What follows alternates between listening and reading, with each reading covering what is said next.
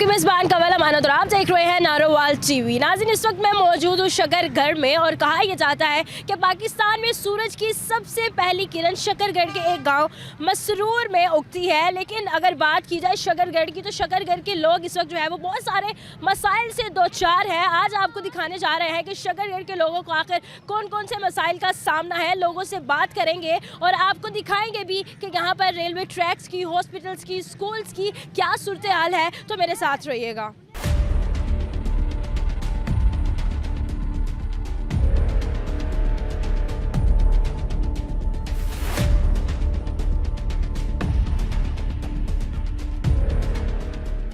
जी तो नाज़रीन, सड़क की दूसरी जानिब जो है वो ये सूरत हाल है रेलवे ट्रैक की। ये देखिए, ये यहाँ से आपको पता चलता है कि जी वाकई रेलवे ट्रैक है। मतलब ये दो पटरियाँ हैं और दूसरी तरफ आपको जो है वो गंद ही गंद नज़र आ रहा है और यहाँ पर सारा सिर्फ़ और सिर्फ कूड़ा क्रिकेट है।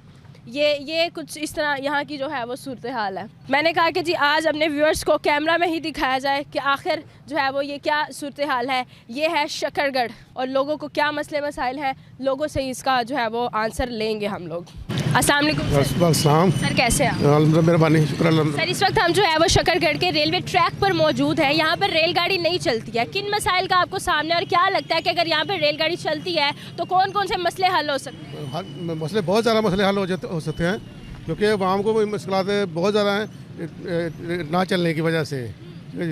बसें चलती हैं वो तो मन मानी अपनी करते हैं, किराए के बारे में लटर पट जो भी है।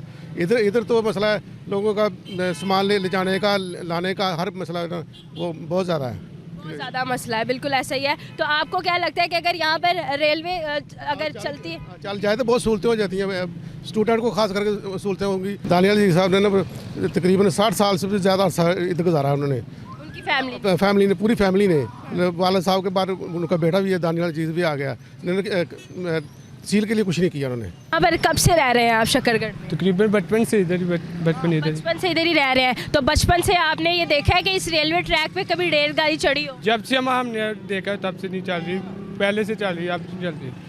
तो हमारा मकसद यही है कि यहाँ हमारे रेलवे ट्रैक चलनी चाहिए क्योंकि हमें सहूलत मैसर हो। हम यहाँ से जब भी लो और जब कहीं दूर जाना हो तो हमें बहुत मुश्किल होती है। गरीब आवाम के लिए यही है कि यहाँ रेलगाड़ी चल जाए। 1990 में आए थे तो उसके बाद नहीं हमने देखी। 1990 से अब जो है वो 2024 हो गया, आपने यहाँ पर रेलगाड़ी चलते हुए नहीं देखा मैंने। तो क्या लगता है कि ये किसकी जो है वो गफलत है? क्यों यहाँ पर ऐसा किया जाता है? की गफलत है और किसकी हो सकती है? आवाम की तो नहीं। आवाम तो गरीब है, जिधर कोई जिधर जी चाहता है वो खींचता है, फिरता है, ले जाता है। तो गफलत तो हुक्मरानों की होती है। गरीब आपने शहर से बाहर जाना होता है तो फिर आप कैसे सफ़र करते हैं? फिर तो बड़ा किराया लगता है। डबल किराया भी लगता है, बहुत मुश्किल का सफ़र होता है।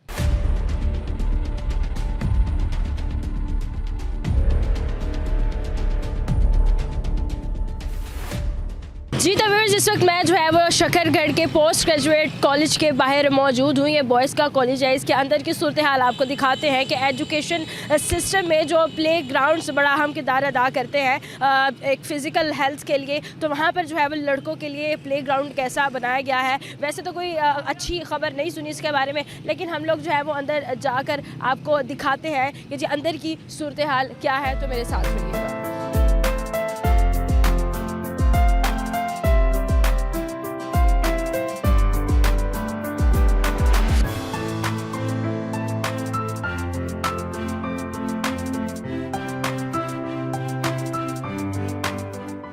जी तो व्यूअर्स, हम लोग बॉयज़ डिग्री कॉलेज में मौजूद थे और वहाँ के ग्राउंड की आपको सूरत हाल दिखाई कि वहाँ की आप क्लिप्स देख सकते हैं अपनी स्क्रीन पर कि कितना जो है वो नाकिस निज़ाम है। वहाँ पर कोई ख़ास चीज़ें जो है वो नज़र नहीं आई। लग नहीं रहा था कि वो प्ले ग्राउंड है, यहाँ पर खाली प्लॉट है जिसको जो है वो बेचने के लिए रखा गया है और ये कुछ एजुकेशन का सिस्टम है न जाने क्या है। लेकिन इस वक्त जो है वो रोड के दूसरे पार हम लोग मौजूद हैं तहसील हेड क्वार्टर अस्पताल शकरगढ़ में। तो अंदर आपको लेकर चलते हैं और दिखाते हैं कि जी अस्पताल में कौन कौन सी सहूलियात मौजूद है और किस तरह से यहाँ पर इमरजेंसी में ओपीडी में काम हो रहा है। तो चलते हैं अंदर, मेरे साथ रहिएगा।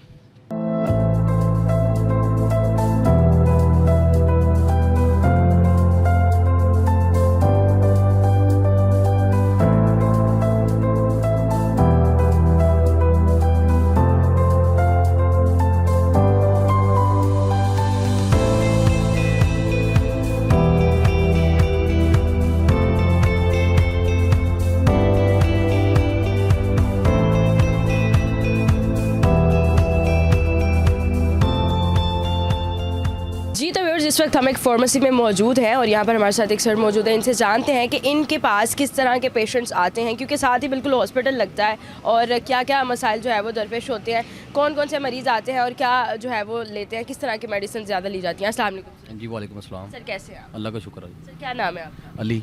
सर, बिल्कुल हॉस्पिटल के साथ आपकी फार्मेसी है, तो कौन कौन सी जो है वो पेशेंट ज़्यादा मेडिसिन लेते हैं? कुछ जो है वो अस्पताल से लिखवा के भी लाते हो? जी बिल्कुल, कुछ मेडिसिन है जो हॉस्पिटल से मिलती है उनको, और कुछ मेडिसिन बाहर से लेनी होती है उन्हें। ठीक है। तो काफ़ी पेशेंट आते हैं रोज़ के, और तकरीबन ज़्यादातर पेशेंट जो हैं वो हॉस्पिटल से उनका गिला होता है कि हम सिविल हॉस्पिटल में आते हैं और हमें मेडिसिन वगैरह सारी उधर से फ्री मिलनी चाहिए, लेकिन अंदर थोड़ी मेरे ख्याल में काफ़ी कम मकदार में मेडिसिन होती है, तो ज़्यादातर वो पेशेंट को फिर बाहर से लिख के देते हैं। जी, तो वो डॉक्टर्स जो लिख कर देते हैं, क्योंकि पहले जो मैंने चीज़ें देखी वो ये है कि वहाँ पर डॉक्टर्स भी बड़े कम हैं और समझ ही नहीं आ रही होती कि पेशेंट्स कहाँ जाए, उनको लाहौर से बाहर, यहाँ से बाहर जाना पड़ता है लाहौर की तरफ। हाँ जी, वो हॉस्पिटल का ना जी, डॉक्टर तो अच्छे हैं यहाँ पे, स्टाफ डॉक्टर काफ़ी कोऑपरेटिव हैं, डॉक्टर के मतलब उनकी शिकायत नहीं होती।